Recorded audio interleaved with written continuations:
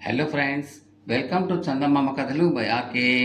చందమామ కథల ప్రపంచంలోకి వెళ్ళిపోదామా? ఇప్పుడు చెప్పబోయే కథలలో మొదటి కథ తీరని కోరిక. ఈ కథను రాసిన వారు శ్రీ పెంటకోట సోమినాయుడు గారు.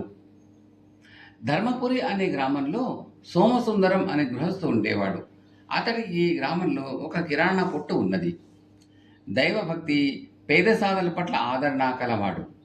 అతడికి భార్య కామేశ్వరి, ఆమె భర్తకు తగ్గ ఇల్లాలు. ఒకనాటి మిట్ట మధ్యాహ్నం వేళ సోమసుందరం ఇంటి ముందు కృపానందుడు అనే సన్యాసి నిలబడి, ఆయన ఈ పూటకు మీ ఇంట నాకు ఆతిథ్యం ఇవ్వగలవా అని అడిగాడు. సన్యాసి కేసి తేరిపార చూసిన సోమసుందరానికి ఆయన ముఖంలో గొప్ప తేజస్సు కనబడింది.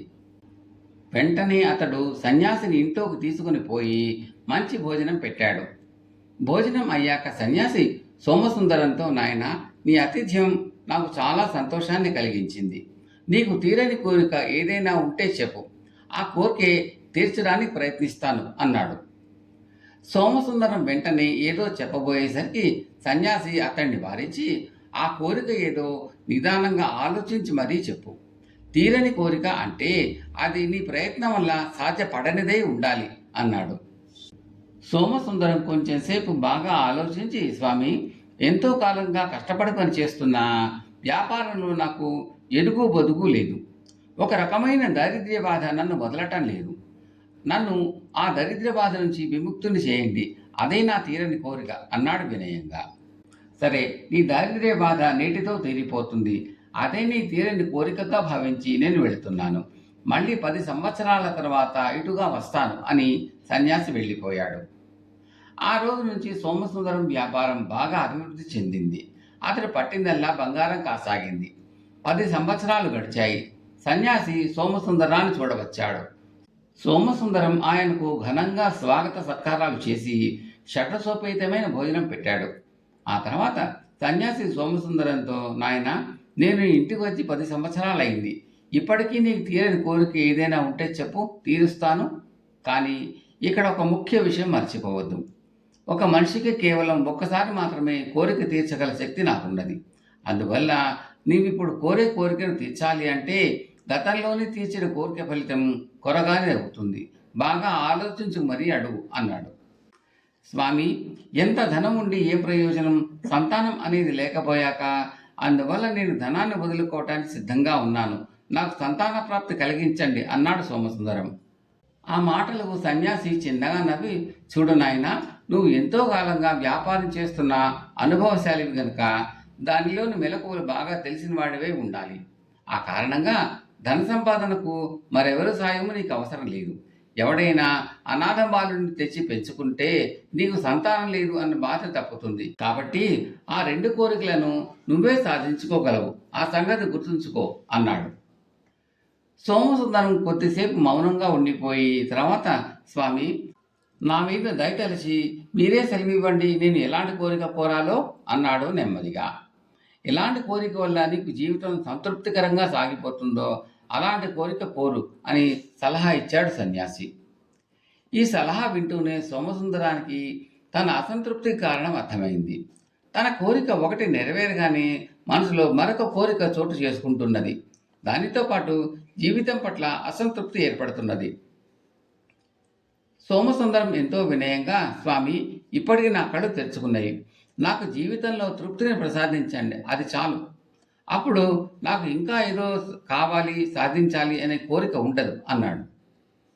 ఆ మాటలు సన్యాసి తృప్తిగా తలాడించి, ఈ క్షణం నుంచి జీవితంలో నీకు అసంతృప్తి అనేది ఉండదు, ఉన్నదాంతో తృప్తి చెందుతావు అని చెప్పి అక్కడి నుంచి బయలుదేరి వెళ్ళిపోయాడు.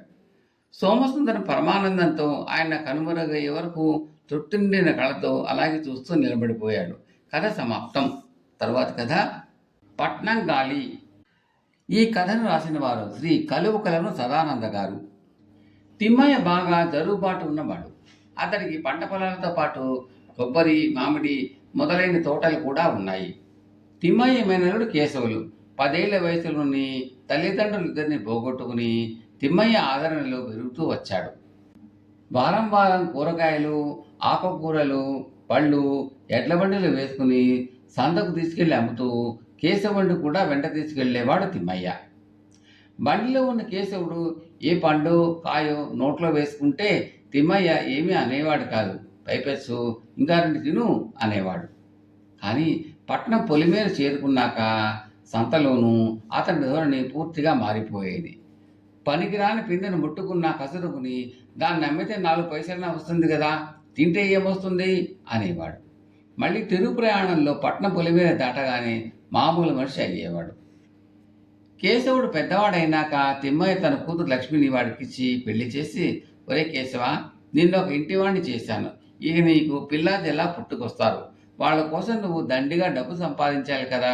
పల్లెల్లో ఏముంది, పట్టణంలో అయితే 2 చేతులా ఆర్జించవచ్చు. కావలసిన డబ్బు పట్టుకెళ్ళి పట్టణంలో ఇదేం వ్యాపారం మొదలెట్టు అన్నాడు. పల్లెని విడిచి వెళ్ళటం కేశవుడికి ఇష్టం లేదు. వ్యవసాయం చేసుకుంటూ హాయిగా ఉండిపోదామని వాడి ఉద్దేశం. వాడు తన మామతో, నేను పట్నం వెళ్ళిపోతే ఇక్కడ పొలం పనులు ఎవరు చూసుకుంటారు, నువ్వేమో పెద్దవాడివైపోతేవి అన్నాడు. తిమ్మయ్య వాడి మాట వెనుక నాకేమైంది, ఒక్క పెండల్లా నిక్షేపంగా ఉన్నాను. ఇక్కడి పనులన్నీ నేను చూసుకుంటాను కదా, నువ్వు పట్నం వెళ్ళి వ్యాపారం చేయాల్సిందే అని పట్టుబట్టాడు. కేశవుడు తన భార్యతో సహా పట్నం వెళ్ళి అక్కడ ఒక ఉపాహార భోజనశాల ప్రారంభించాడు. 2 నెలలు గడిచాయి. అన్ని పనులు తానే చూసుకోవడంతో ఊపిరి సలపకుండా ఉన్న తిమ్మయ్య ఎలాగో వీలు చూసుకుని పట్నం బయలుదేరి ముందు అల్లుడి వ్యాపారం చూసి తర్వాత తన కూతురు కాపురం చూద్దామనుకున్నాడు. భోజనశాలలో ఉన్న కేశవుడు తిమ్మయ్య అంగడి వీధిలో దూరాన్ని చూసి ఒక పనివాడితో, ఇప్పుడే వస్తాను, అందాక వ్యాపారం చూస్తూ ఉండు, డబ్బులు ఖచ్చితంగా అందరి దగ్గర వసూలు చేయి, ఎవరి దగ్గర మానకు అంటూ ఎటో వెళ్ళాడు. తిమ్మయ్య భోజనశాలలో ప్రవేశించి కేశవుడు అప్పుడే ఎటో వెళ్ళాడని తెలుసుకుని బల్ల ముందు కూర్చుని తనకు కావలసిన పలహారాలు తెప్పించుకుని తిని లేచి బయలుదేరుతూ, నేను వెళ్ళి అమ్మాయిని చూడాలి కానీ కేశవుడు వస్తే నేను వచ్చానని చెప్పు అంటూ పనివాడితో అన్నాడు. డబ్బిచ్చి వెళ్ళవయ్యా అన్నాడు పనివాడు. డబ్బు దేనికి, ఈ దుకాణం అల్లుడిదే కదా అన్నాడు తిమ్మయ్య. ఇలాంటి వాళ్ళ చాలామంది చూసాం కానీ ముందు డబ్బిచ్చి కదులు అంటూ పనివాడు తిమ్మయ్య కండువా పట్టుకున్నాడు. డబ్బు తీసుకురాలేదే అంటూ తిమ్మయ్య నీళ్లు నమిలాడు. కేశవుడు తిరిగి వచ్చేసరికి లోపల వంటశాలలో పిండి రుబ్బుతూ తిమ్మయ్య కనిపించాడు. అతను, చూసావుట్రా అల్లుడు, నాకు వచ్చిన తిప్పలు అంటూ జరిగిందంతా చెప్పాడు. ఈ పట్నం మనుషులు అంతా ఇంతే మామయ్య, నిజం చెప్పినా నమ్మరు అంటూ కేశవుడు సముదాయించాడు. ఆ రాత్రి లక్ష్మి తన తండ్రికి భర్తకు వడ్డన చేస్తూ, ఆ పనివాడిని వెళ్ళగొట్టకపోయారా అన్నది భర్తతో. వాడు ఏం తప్పు చేశాడని, తెలియక జరిగిన పొరపాటు, రేపటి నుంచి వచ్చి ఏమేమి తింటాడో తినమను, మామయ్య కాకపోతే ఇంకెవరు తినాలి అన్నాడు కేశవుడు. ఆ మాటకు తిమ్మయ్య తృప్తి పట్టాడు. కానీ మర్నాడు ఉపాహార భోజనశాలకు వెళ్ళిన తిమ్మయ్య అల్లుడి ప్రవర్తనకు విస్తుపోయాడు. మామయ్య, నువ్వు కోరిందల్లా తిను, తిన్నాక మాత్రం అన్నా పైసలతో సహా డబ్బిచ్చి వెళ్ళాలి, లేకపోతే వ్యాపారం చేయగలవా మామయ్య అన్నాడు కేశవుడు. ఆ రాత్రి కేశవుడు ఇంటికి వెళ్ళాక, మీరు ఎటూ పెట్టరు, నేనే పిండి వంటలు చేసి మా నాన్నకు పెడతాను అన్నది లక్ష్మి. అది విని కేశవుడు, ఏమిటేమిటి పిండి వంటలు చేసి పెడతావా, చిచి, పట్నం వచ్చాక ఇల్లు తెప్పతిరణాలు అయిపోయింది, వచ్చేవాళ్ళు పోయేవాళ్ళు దోచుకు తినేస్తున్నారు. మామయ్య సంగతి వేరే అనుకో, అయినా పిండి వంటలు చేసి తినేస్తే ఏమొస్తుంది, అమ్ముకుంటే నాకు డబ్బులు వస్తాయి కానీ దండగ ఖర్చులు మామయ్యకు ఇష్టం లేదు సుమా అంటూ మండిపడ్డాడు. భోజనాలు చేసిన తర్వాత తిమ్మయ్య, అల్లుడు, నీ వరుస నాకేమీ నచ్చలేదురా అన్నాడు. ఏం చేయమంటావు మావయ్య, ఈ పట్నం గాలి అటువంటిది, నీకు తెలియనిదేముంది, చిన్నప్పుడు నువ్వు అంతే కదా, అడిగింది లేదనకుండా ఇచ్చి పెంచావు నన్ను, కానీ సంతలో కుళ్ళిపోయిన కాయనన్నా తాకనిచ్చేవాడివా నువ్వు, లేదు, నేను ముందే చెప్పాను పట్నం వద్దు పల్లెలోనే ఉంటాను అని, నువ్వు విన్నావా అంటూ నిట్టూర్చాడు కేశవుడు. తిమ్మాయి రాత్రంతా ఆలోచించి తెల్లవారి గ్రామానికి బయలుదేరుతూ కేశవుడు, మనకు ఈ పట్నం వ్యాపారాలు పట్నవాసాలు వద్దు కానీ వ్యాపారం ఎవరికైనా అమ్మేసి మీరు హాయిగా ఇంటికి వచ్చేయండి అన్నాడు. ఆ మాట అనడమే వరప్రసాదం అనుకున్న కేశవుడు వారం తిరగకుండానే పెళ్ళాన్ని పెట్టబెట్టుకుని పల్లెకు చేరుకున్నాడు. కథ సమాప్తం. తరువాతి కథ దొంగ సొమ్ము. ఇది బేతాళ కథ. ఈ కథను రాసిన వారు శ్రీ ఎస్ రామనాగేశ్వరరావు గారు. ఈ కథలో ఈనాటి పరిస్థితులు కూడా కొంతవరకు కనపడతాయి. ప్రభుత్వానికి అందకుండా దాచిన సొమ్ము, ప్రభుత్వానికి తెలియకుండా చెలామణిలోకి వచ్చిన సొమ్ము కూడా దొంగ సొమ్మే. ఇక కథలోకి వెళ్దామా? విసుగు చెందని విక్రమార్కుడు చెట్టు వద్దకు తిరిగి వెళ్ళి చెట్టుపై నుంచి శవాన్ని దించి భుజాన వేసుకుని ఎప్పటిలాగే మౌనంగా శ్మశానం గీసి నడవసాగాడు. అప్పుడు శవంలోని బేతాళుడు, రాజా, నీ ప్రయత్నం మంచిదే కావచ్చు, కానీ సదుద్దేశాలు కూడా దుష్ఫలితాలు కలగవచ్చు. అందుకు నిదర్శనంగా సాత్యకి అనే వాటి కథ చెప్తాను, శ్రమ తెలియకుండా విను అంటూ ఇలా చెప్పసాగాడు. పూర్వం సాత్పుర రాజ్యాన్ని శతకంఠుడు అనే రాజు పరిపాలించేవాడు. ఆ రాజ్యం అంత సుభిక్షమైనది కాదు. ఆ కారణం చేత రాజు కూడా ఆటే ధనవంతుడు కాడు. ప్రజలు పేదవారు. అందుచేత రాజు తనకున్న దానిలోనే ప్రజలకు ఏదో ఒక రూపంలో ధన సహాయం చేస్తూ మంచి పరిపాలకుడు అనిపించుకుంటూ ఉండేవాడు. సాత్పుర రాజ్యం ఏమంత సుభిక్షం కాకపోయినప్పటికీ అక్కడ అనేక మంది వర్తకులు సాహసవంతులై సముద్ర వ్యాపారం చేసి అంతులేని ధనం ఆర్జించారు.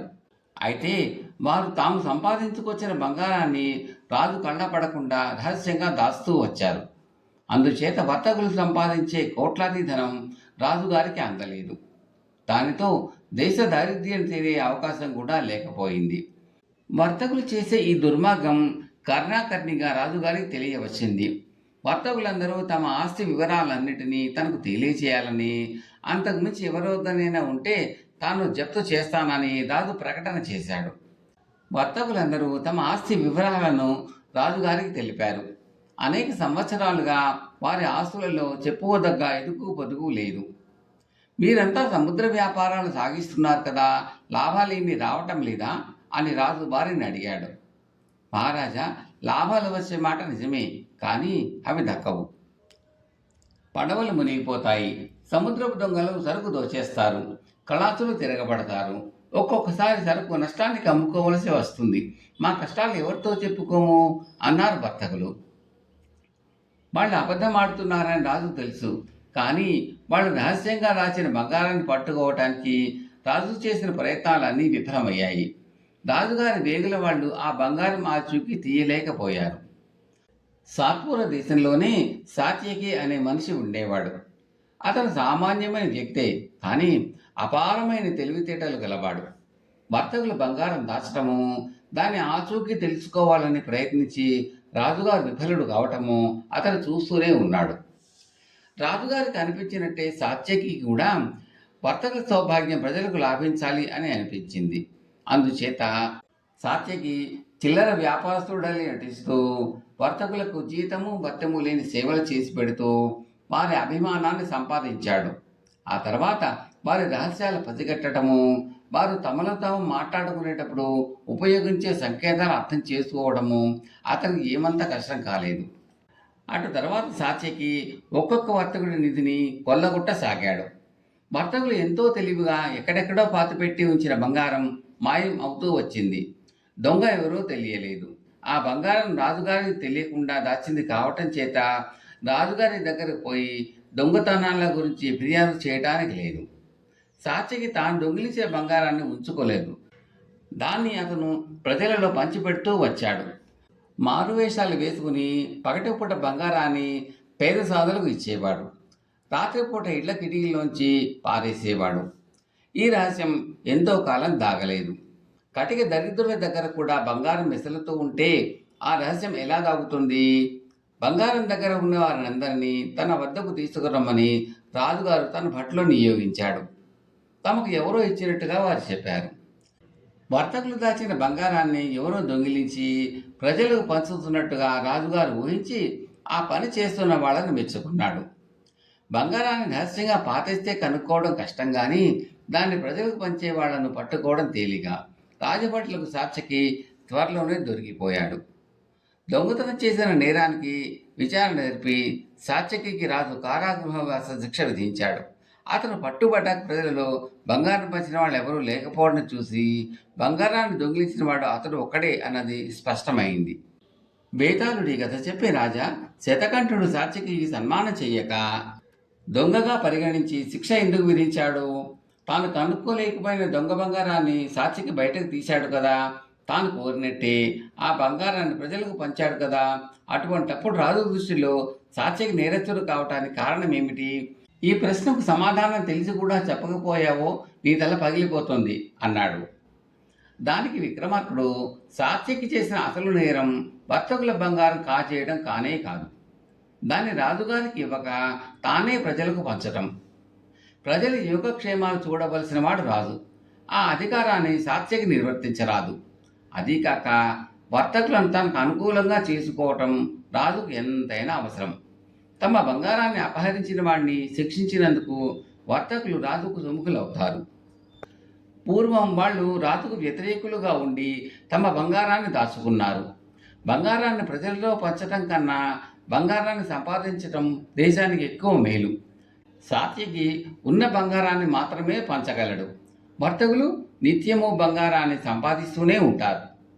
అందువల్ల కూడా వర్తకులు తనకు అనుకూలించడం రాజుకు అవసరం.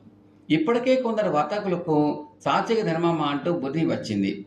వారిని చూస్తే ఒకవేళ మిగిలిన వర్తకులకు బుద్ధి రాని పక్షంలో సాత్వికని కారాగృహం నుంచి విడిచిపెట్టడం రాజు చేతిలో ఉన్న పనే. అందుచేత రాజు బాగా ఆలోచించే సాత్యకిని ఆ విధంగా దండించాడు అన్నాడు. రాజుకి ఈ విధంగా మౌనభంగం కలగగానే బేతాళుడు శవంతో సహా మైత్రి చెట్టెక్కాడు. కథ సమాప్తం.